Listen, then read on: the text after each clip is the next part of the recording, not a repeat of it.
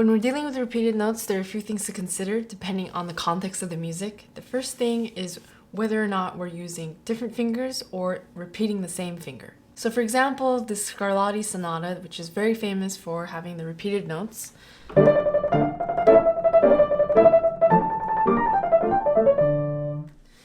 we're using 4-3-2-1 or 3-2-1-3-2-1, whatever combination suits you.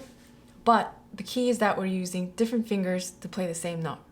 Side note, I like to use 4-3-2-1-2-1 because of the rhythmic implications. I don't like how it's divided into two when I'm using 3-2-1-3-2-1, but I think both can work.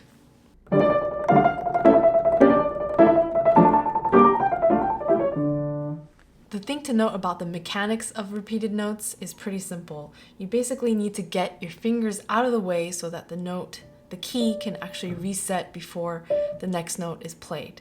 Otherwise, it'll get stuck, which is a common problem with repeated notes.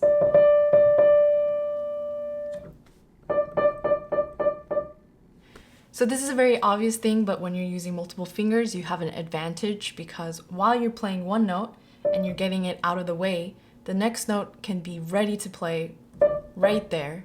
Whereas when you're playing with one finger and trying to repeat it, regardless of how you're playing it, there's that time required to get it back to position. Now this brings me to another point. So there's a big difference between playing the note vertically, so with an up and down motion, and playing with curved fingers. The thing to note is that when you're playing up and down, even though it seems like you're not moving as much, you're actually moving directions. You're going up and down. Whereas when you're playing with the curved finger, the change of direction is softened because you're using this circular motion. So say that you're repeating a note with 3-2-1. Instead of thinking of it as a pecking motion, like this, in that case, maybe you'll be using your wrist or your hands more. And you're inviting your hands to tense up. Instead of that, think of it as a coil or some sort of spiral. Regardless of what finger you're using. So 4-3-2, 3-2, even just one finger.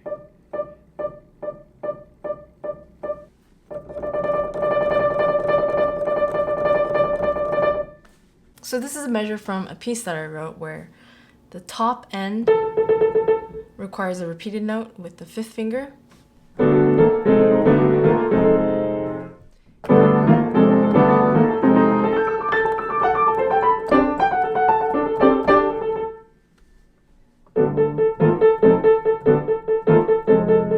And in this case, I think the type of technique that you're using is very similar to repeated octaves, which I'll probably do a video on separately. The technique really comes from a very relaxed wrist. So even though visually it may seem like my wrists aren't that loose, they are pretty loose compared to my elbows, which my whole forearm is anchored from, and they're locked into place.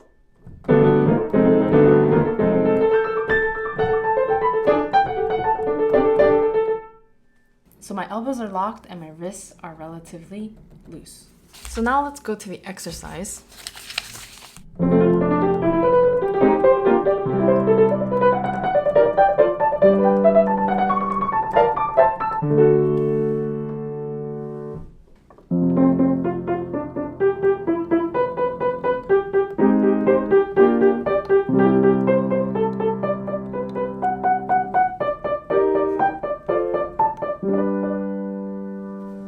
So I wanted to create an exercise where I'm challenging myself by using different pairs of fingers for repeated notes. And in this case, I settled with 2-1-5-4. After that, 5-4-3-2. And then I added in some intervals.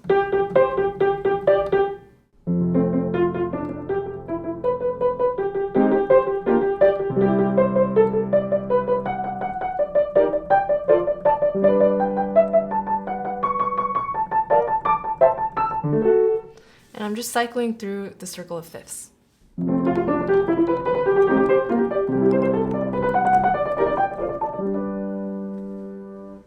The most challenging thing for me is when I'm repeating black keys.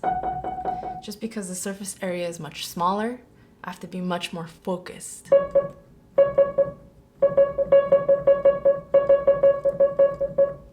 So of course we don't want to neglect the left hand, so there's a left hand version as well.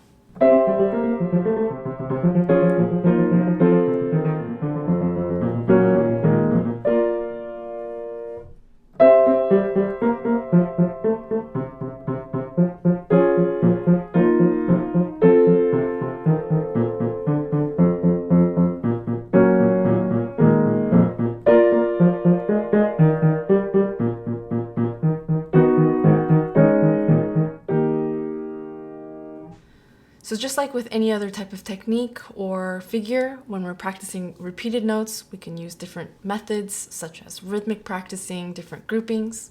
But the thing to keep in mind is what you're actually doing at the fingertips in order to repeat the note and not get caught up.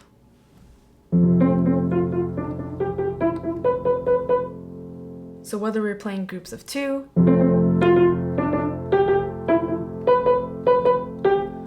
or with dotted rhythms, or just slowly,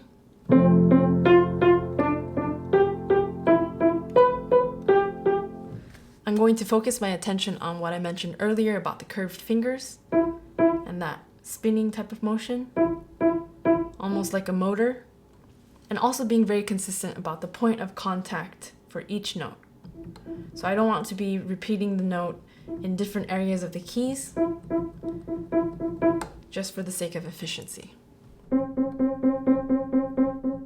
So I'll keep these things in mind while practicing an exercise like this or any other music that requires repeated notes.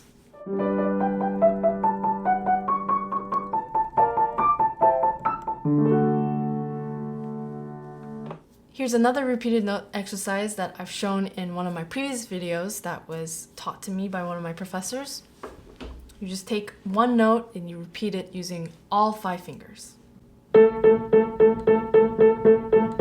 And you'll be accenting every 4th note so that you'll be cycling through accenting with each finger.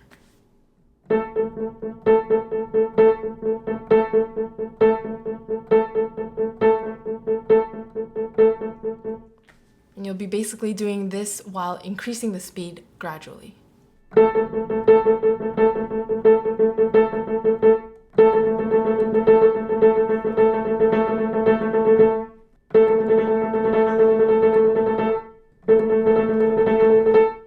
So anyway, I hope you try these exercises and let me know what you think. And as always, I'll see you in the next video.